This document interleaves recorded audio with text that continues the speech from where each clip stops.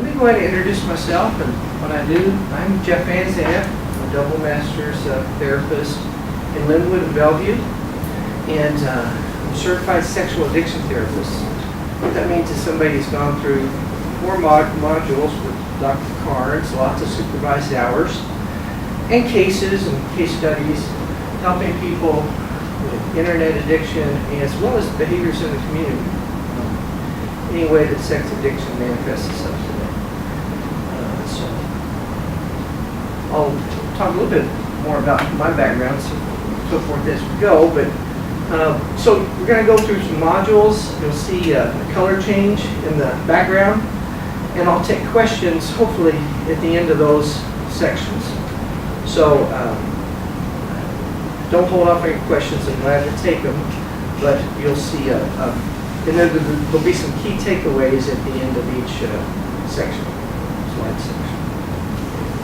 So let's jump in here. My presentation today is Porn, the Growing Pandemic. Okay? And this map you see up here is not exactly a map of, it's probably either one or two things. Obviously it's industrialized world in the orange or the dark color there.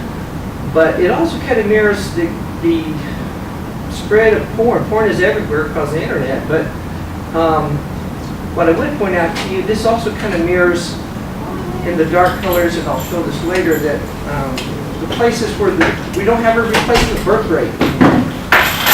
And I'm going to put forward a hypothesis of why would that be that we don't have a replacement birth rate?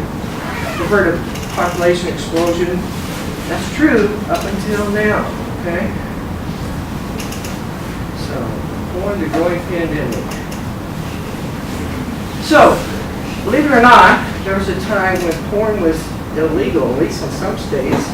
I'm from Oklahoma, and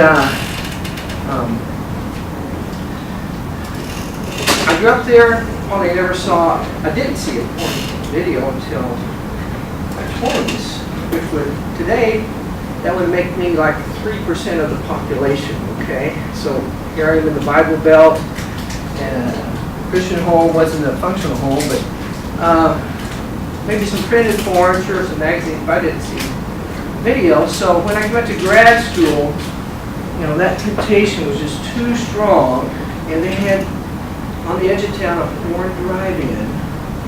So I'm going to share my cure porn here with you. This is not how my people get cured, by the way.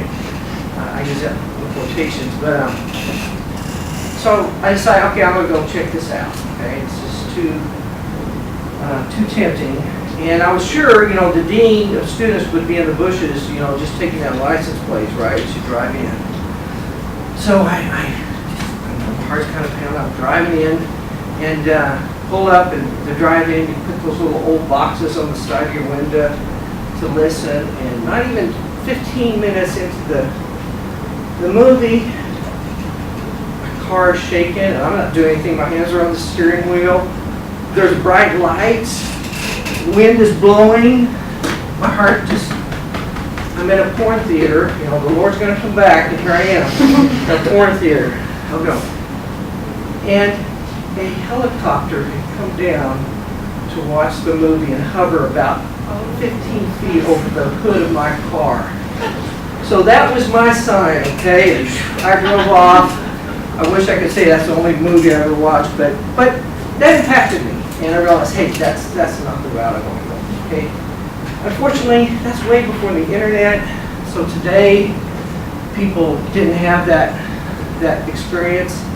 And yeah, a lot of people have seen, in fact, we know, like I say, 97% of people have seen pornography by age 21. So not a question of if, it's a question of when.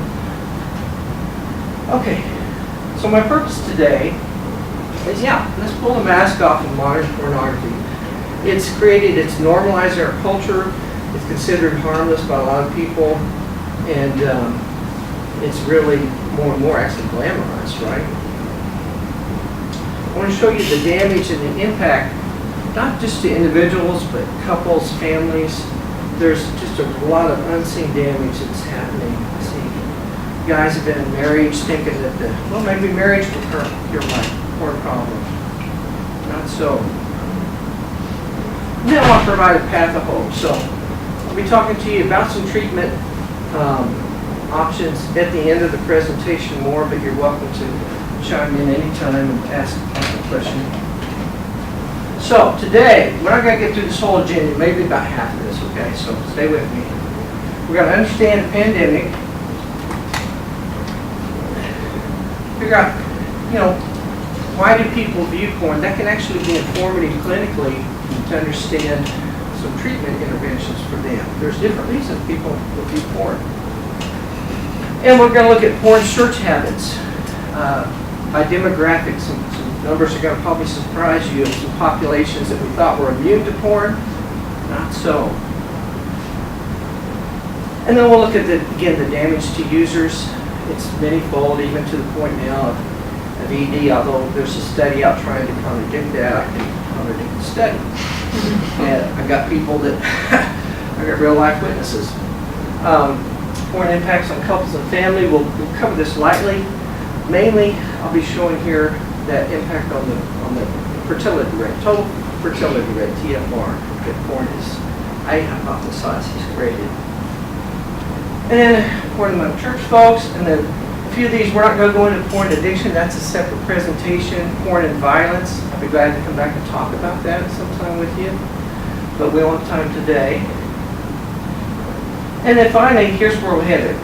Porn's extinction is recovery. So, we're off and going.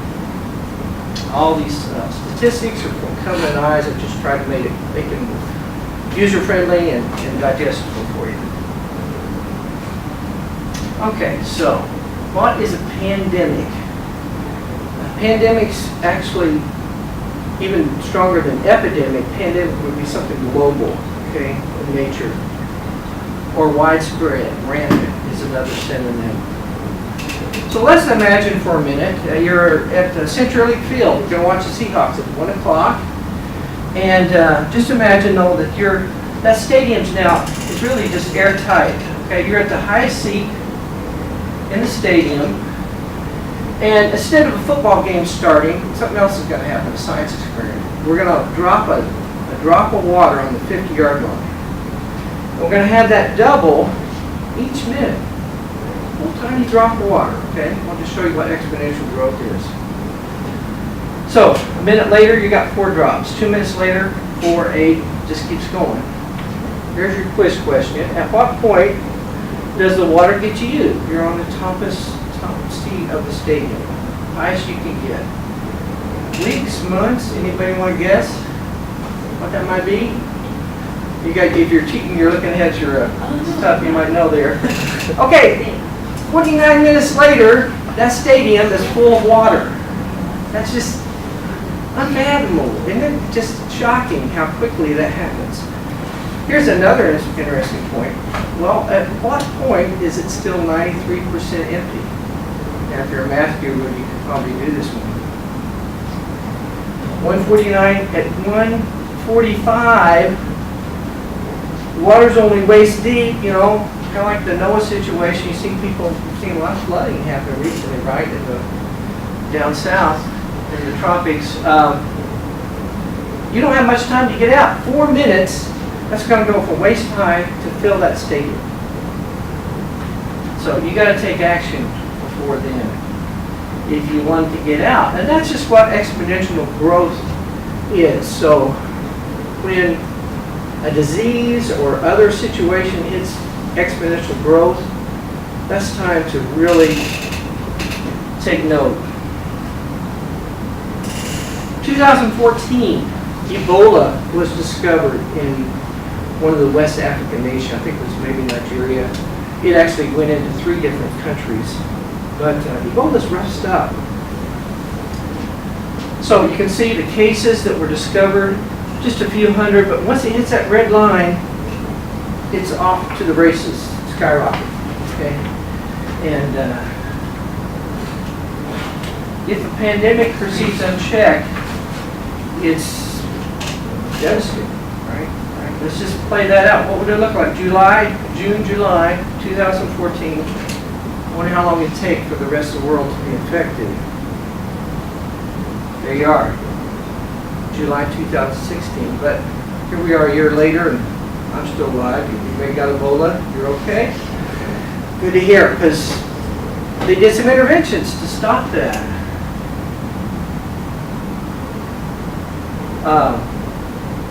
Ebola starts with a 90% fatality rate.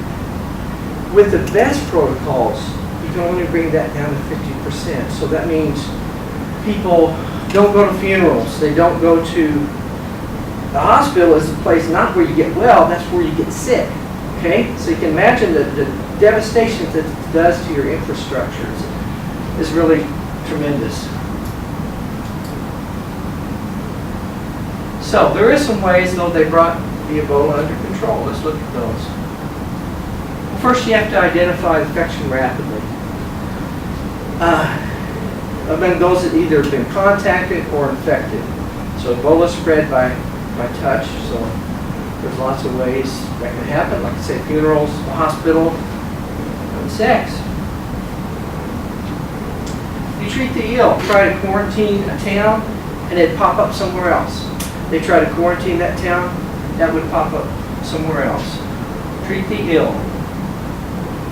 You have to attend family members and just really try to limit the damage. And, you know, we're a small group here Monday morning, but I'll just share with you some of the things that happen are quite tragic.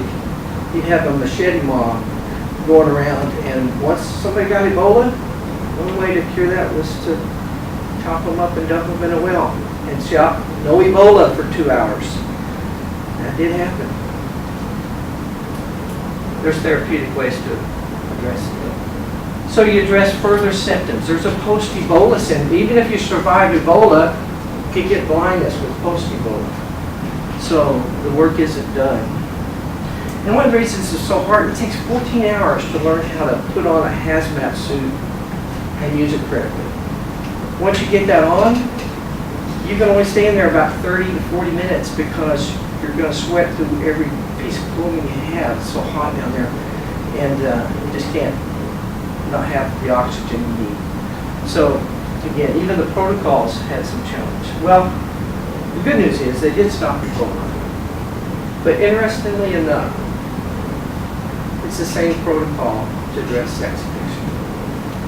We've got to identify symptoms, treat the ill, quarantine and abstinence, attend family members. That's key. You have somebody, a couple, and the guy gets all better if he's the one with porn addiction. By the way, that could be a female. And she doesn't do anything. She just stays right where she's at. Stuckville. No therapist. That's not going to go well, she might guess. In 2007, we went from those little flip phones, you probably had one, to something called a smartphone. And then things really took off in terms of porn views. We went from the millions, you can see. This is where the pandemic happened. 2001, just 23 million views. This is, I don't know if they capture it as every time the screen changes, but our person pulls up a web search, 23 million views. Quickly to 68, so that's tripling, you know, in just 5 years. Not really exponential yet, though. Then the smartphone. This is billions of views. Billions of views. We have 8 billion people on the planet. Okay. So by 2020, there's another 45% increase coming. So that, you know, there's a saturation point there somewhere. It may not be exponential anymore, but it is still a major concern. So what does that really look like? That scale you saw, that curve, that was on an exponential logarithmic axis. There's the curve. Just through the roof. Look at the first few years. You can't even see the millions because it doesn't even register on the scale. Those are in billions. And according to Juniper Research, that's going to level off somewhere. I don't see with virtual reality coming.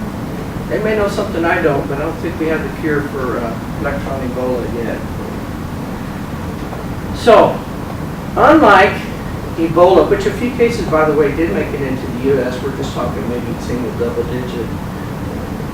Porn's everywhere. It's global. The most farthest reaches of the earth is going to get there of the internet. So here you have a little place like Iceland, maybe the size of what, Snohomish County or something. That's not too many folks. Cold little island up there. I don't know what their cultural heritage is, but 95% are on the internet daily. I mean, that could be maybe America too. I don't know. Well, a third of men watch porn daily, not monthly, not weekly, daily. In fact, Iceland even considered opting out of the internet, having that, England has this now, the opt-out option, so you can just, from the get-go, opt out of the porn side of the internet if you choose to. Some people are using that, some aren't, though. And then, fifth highest rate per capita. There's a lot of controversy, you know. We can show, people put studies, hey, porn's gone up, rape's gone down, all violent crime is coming down. We got videos. But that's misleading because porn does create callousness among both females and males to how we perceive, you know, the issue of rape. Called rape myth. We'll talk about that. Okay. Laptops are not the device of choice anymore. You think it would be, the screen's bigger. Smartphone. In 1 year, jumped from 60 to 70%. And it's not the tablets going down, it's the computers. That's probably 18% now. The pie is changing. That's just in 1 year. So smartphones, very private. People can view anywhere, bus stops. Virtual reality. Did you get those goggles for Christmas? We did at our house. Great, you can watch the Blue Angels fly over. You feel like you're right there, you know. You look across, turn your head, there's the wing, there's that wing. Where virtual reality really kicks in is when there's motion. So the pixel quality was a little iffy on those first few. You could scan around the room. Yeah, it looked 3D, but it looked more like a cheap video game. But as they get the pixel quality up, like for example, watching yourself go down a roller coaster, you start doing this kind of thing if you've ever tried them on. For pornography, 10,000 pairs of glasses were given away in 24 hours. Now, 10% of porn releases are in virtual reality. We're right about that point where the smartphone took off with new technology. So will that be exponential? I don't know. Look at that. That's just 1 year. That's just a few months out of the first year, 2016. Could be exponential. Could turn that way. So let's summarize a little bit. Skyrocket porn. Yeah. Billions of views, almost daily porn. You can just look at it this way. Every device, everywhere, every day, porn on it. And for that 6-year-old girl that doesn't have it on there, her older brother or somebody else is making out with her, right?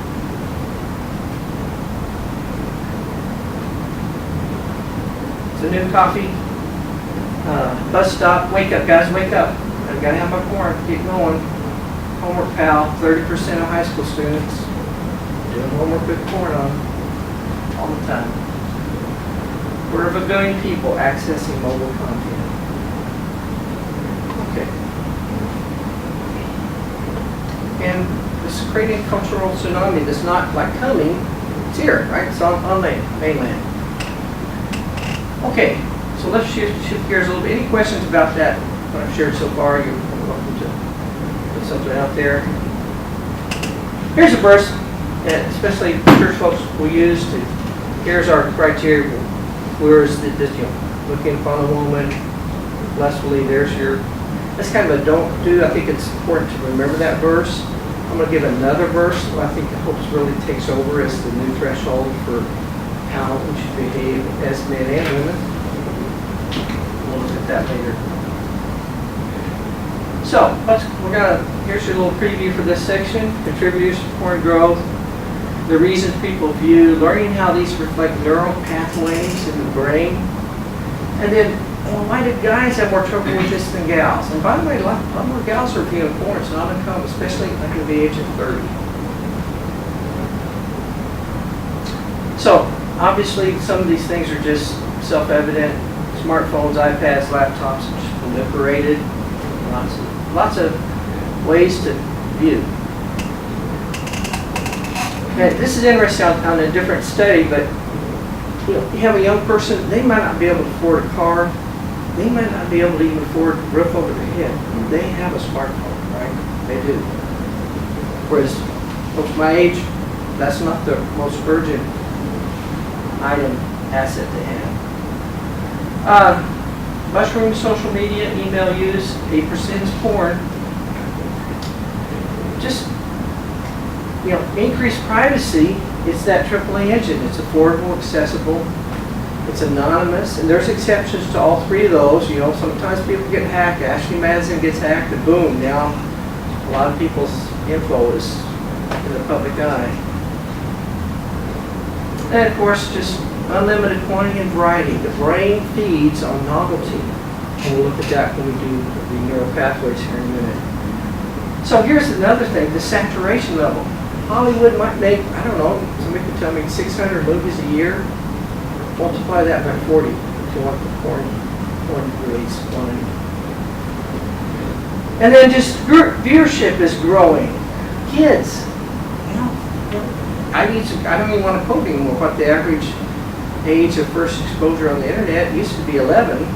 It's about 6 or 7 years ago. So there's a curve here for even younger ages are seeing that before they can even know what the brain can even contextualize the material. And then others we thought were immune. Why do people use porn? There's a little institute survey, and 72%, no surprise, to masturbate for release. There is a percent then that may not be their main reason. These are the main reasons. So there's a lot higher percent than that. But, we kind of swung the pendulum on understanding this. Yeah, 60-some% of people might masturbate over the last year, but if it's daily or multi-daily, that's problematic, okay? Doesn't mean they're a sex addict, by the way. Sex addiction isn't defined by the frequency of use, it's the impact, disruption to somebody's life. That's what is going to define sex addiction.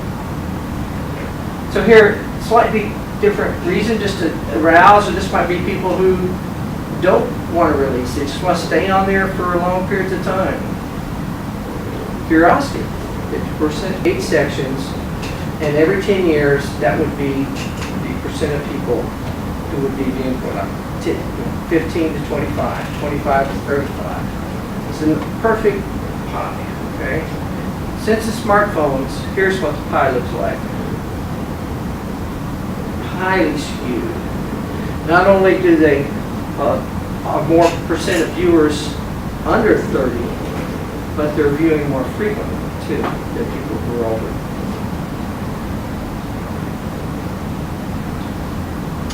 So, women watch porn too for different reasons. We'll guess about that, but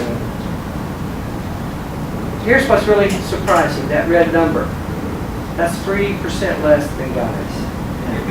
That's monthly viewing. Are they viewing because they're not getting their needs met? We're going to be surprised about some of these numbers coming up here. Are they viewing to see, hey, this is what is expected in my peer circle? Or is it the sexting that's going back and forth that's considered the porn? I don't know. But that's a huge difference than over 30 versus under 30. And we've been viewing as much less. So the bottom line is, guys are still 5 times more likely to view porn than gals. They view different content, and they view it for longer periods more frequently. So here's some things. Porn is actually a predictor of you're twice as likely to have looked at porn if you've gone outside your marriage or had paid sex. About 3 times as likely. But here's the real truth. I can validate and vouch for this one. More likely, porn was a predecessor. I asked God, did you start having trouble with in your marriage, or start watching porn before you met your spouse or after? I've yet to see somebody who started that. Maybe 1 out of 100. Okay. Where it's a problem. So, free porn is kind of a well, there is free porn, sure, and this is the 3 ways it happens. Very few people, I say maybe less than 5% are paying for any kind of porn out there. I occasionally see somebody that is in my practice, but not really very often. So the marriage factor, let's see, more single guys or married guys watch porn these days?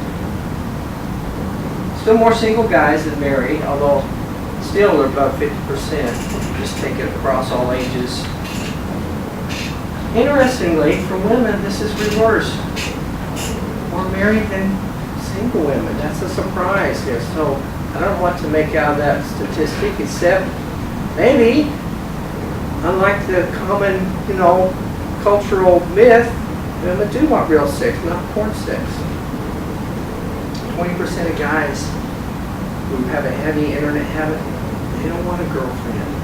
They don't want anybody, just the pornography. Okay. So, here's some things that can predict less likely to do. If you're happily married, if you got teenagers in your house, you're going to be more alert to hate porn. Well, they're going to find whatever I'm seeing. So people curb or hopefully eliminate that from their lives. They have teens. So here's what we really need to hear about porn. Is it a couple's activity? See all these Cosmo ads? 74% of Cosmo readers would be glad to watch porn with their partner. Really? Let's see how it works. 24% when polled in England had porn on their phone, right? Not like had watched it in the past. Had porn on their phone. Only 15% even disclosed that to their partner. Partner did not know. It's a secretive behavior. It's not going to be done in groups or in public, although they can happen. Right? Some key takeaways. Hey, large percentages of males and females, still the majority of young males view weekly. 61% of porn sites viewership is under 34. While viewership has increased among women, guys are still 5 times more likely to view. Porn is rarely a couple's activity, and I can tell you the process that happens if it's tried. Last a few times, a couple think they'll spice up their love life, their bedroom. She doesn't help her very long. The main message women get with porn is inadequacy. I'm not enough. That's the message being communicated, not verbally, but indirectly. Right? Okay, let's go to the damage to the users. And then, maybe 5 minutes we'll cut over. We'll give some time so we're covering recovery issues before we get out of here.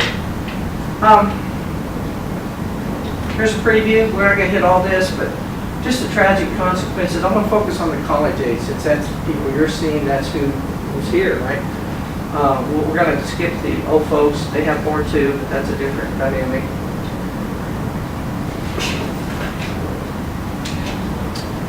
Who can be a porn director?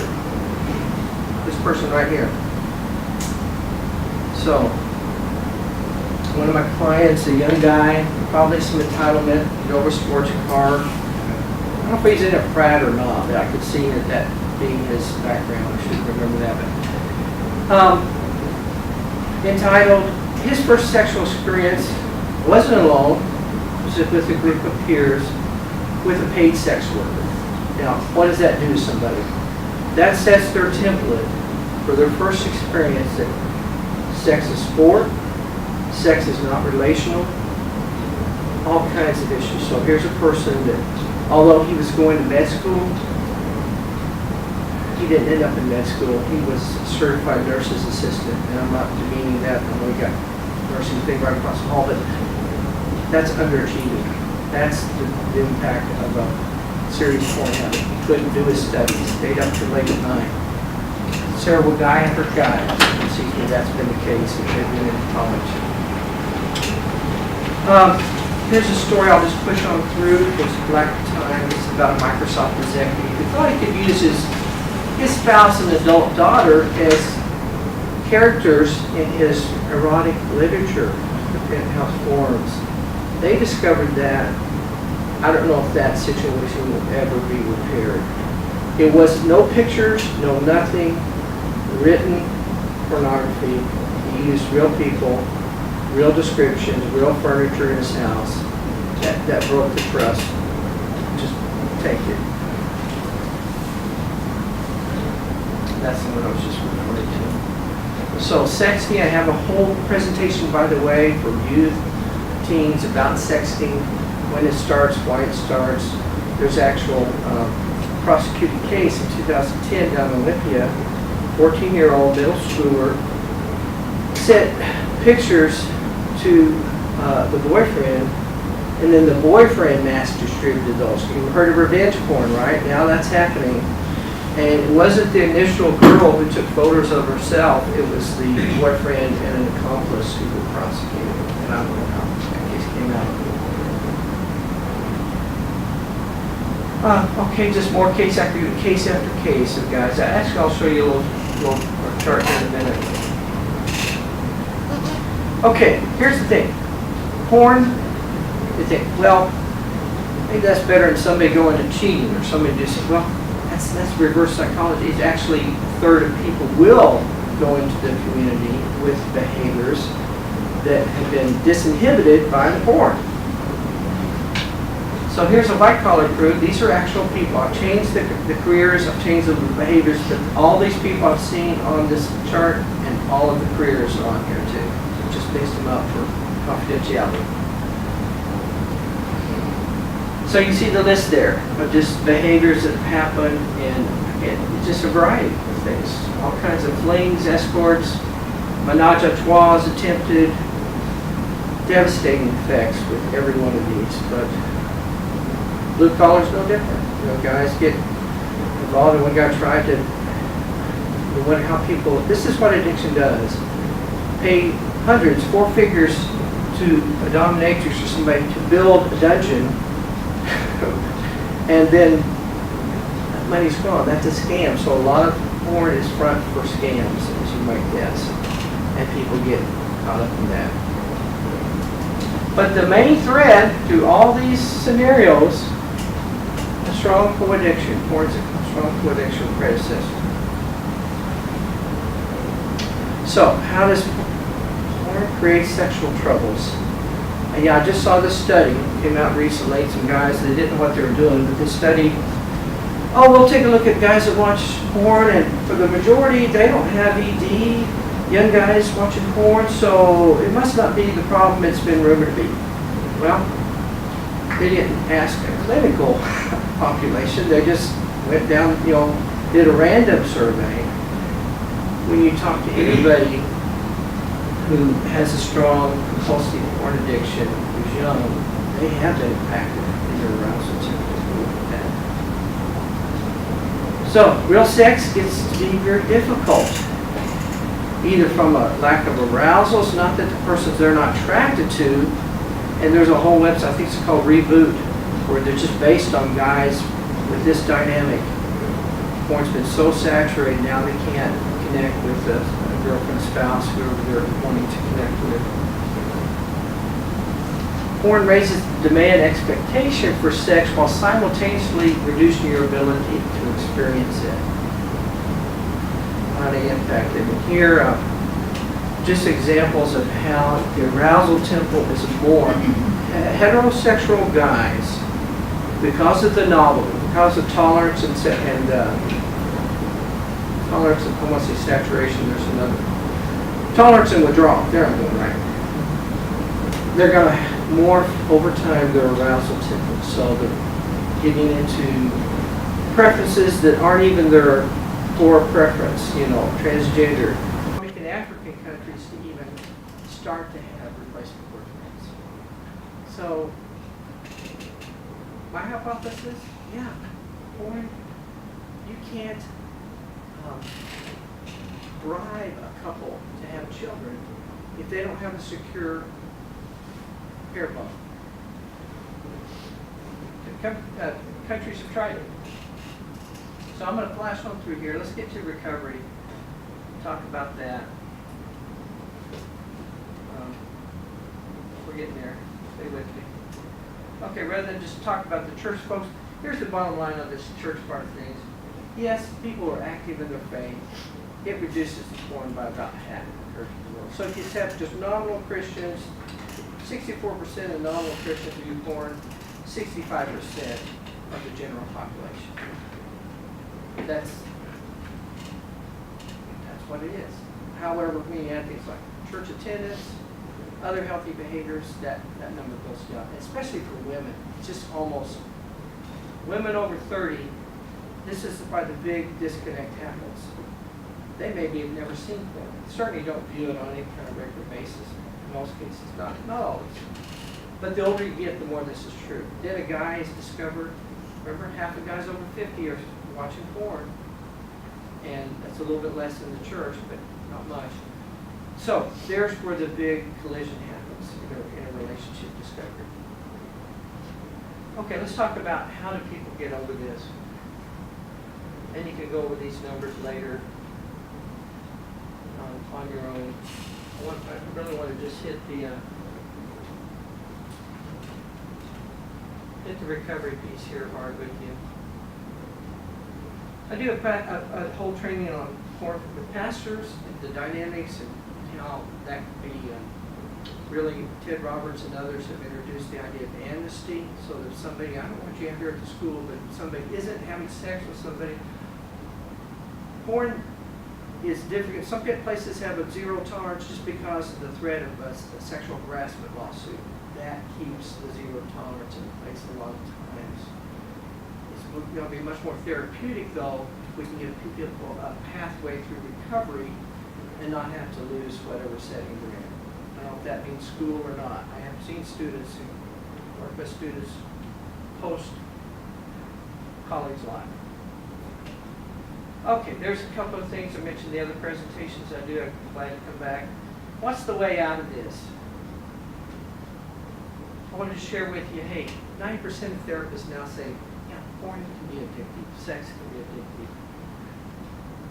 There's 7 principles, and these are covered in that little blue brochure, so if you feel like we just rushed through this, make sure you get a copy of those. Break through the denial, limit the damage, get somebody into sobriety. Let me just plow through this in the next 3 minutes, how about that?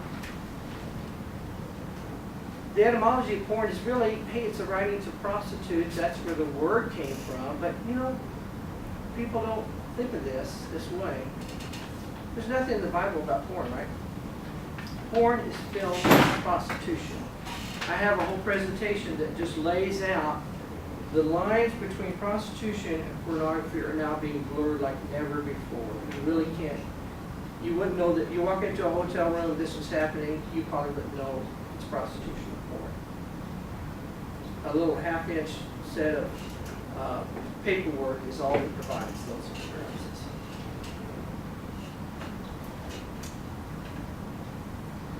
So we need to understand addiction. We need to get people boldly and frequently declare truths about human sexuality. Don't hesitate to put it out. It's not shaming. Just tell people, here's the intention God had for. The antithesis for sex addiction is courtship. I'm totally convinced of that. If you look at the book of Ruth, why is that little book in the Old Testament anyway? Boaz does all 12 steps of courtship, noticing, demonstrating, flirting. It's all in there. You'll be shocked if you go back and look for it.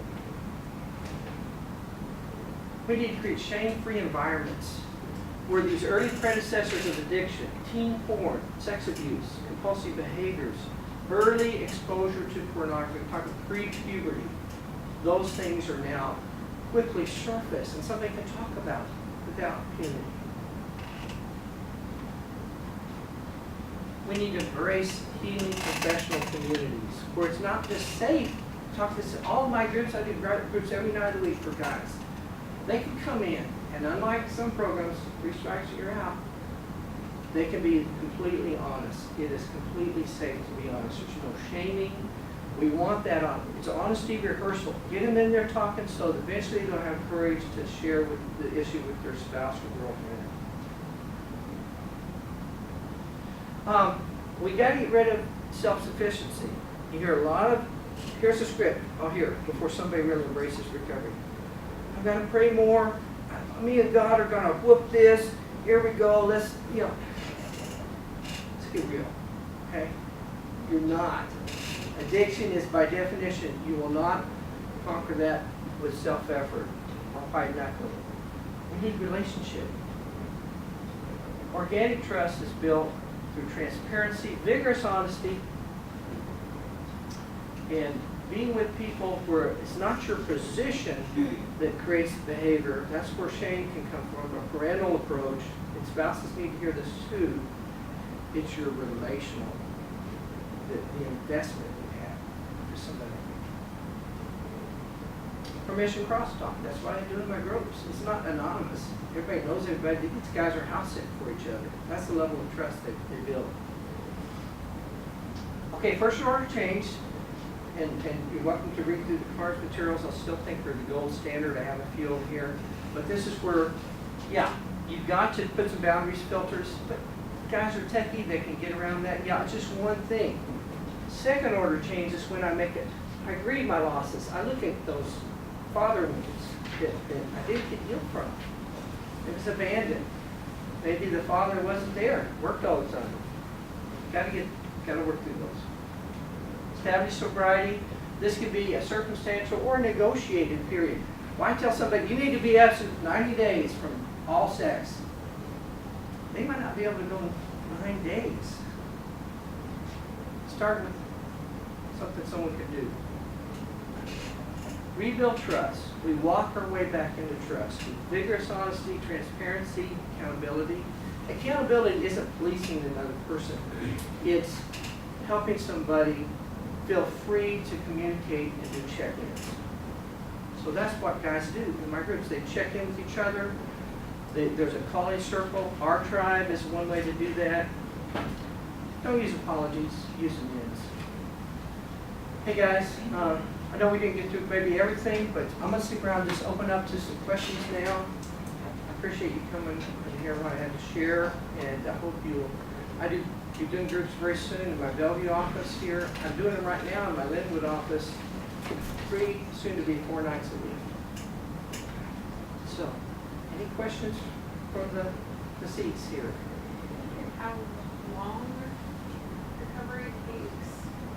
That's a great question. I was so hesitant to share this. Dr. Carr says 3 to 5 years. Oh, come on, we can be short. We've got to be able to expedite. More and more I look at that. Year 2 won't be the same as year 1, but it's going to take 3 to 5 years for somebody to fully put in place. That's why it's not white knuckling or short quick change. It's or a New Year's resolution, good intentions. They will relapse if they don't have that framework in place. But all along the way, things can get better. They may get worse emotionally first. But now I tell people 3 to 5 years without it. I have clients I'm still seeing 4 years later. What happens if people are dead? It's not me. I can tell you that right away. It's the relationships. I have a program. It's very much where not everybody has to get in a group. Some people can't because of their personality or their work schedule. But they are self-motivated when they see the difference, the freedom this brings to their life. The chance at healthy relationship, there's another motivation. They can't have that without recovery. A sex addict, if somebody has a sex addiction, what the spouse should do is not say, don't ever watch porn again. Don't ever not be in recovery again. There's my line in the sand. There's my white line in the carpet. And if they have that, that's actually a pretty healthy thing to have. Good questions. Anybody else? I'm gonna hang around a little bit. I certainly appreciate your invitation here. I'd love to come back and share some more about the violence or the addiction nature of porn, or do a pastor's training for anybody who thinks my pastor might need to hear some of this. Let me know and we'll set something up. Actually, would you just elaborate or make a few comments on, you said make amends instead of apologies? Sure, so I see amends as, if you look at Hosea 2, there's a structure where it's not just giving somebody a second chance, it's just grace, but it's ownership of the behavior.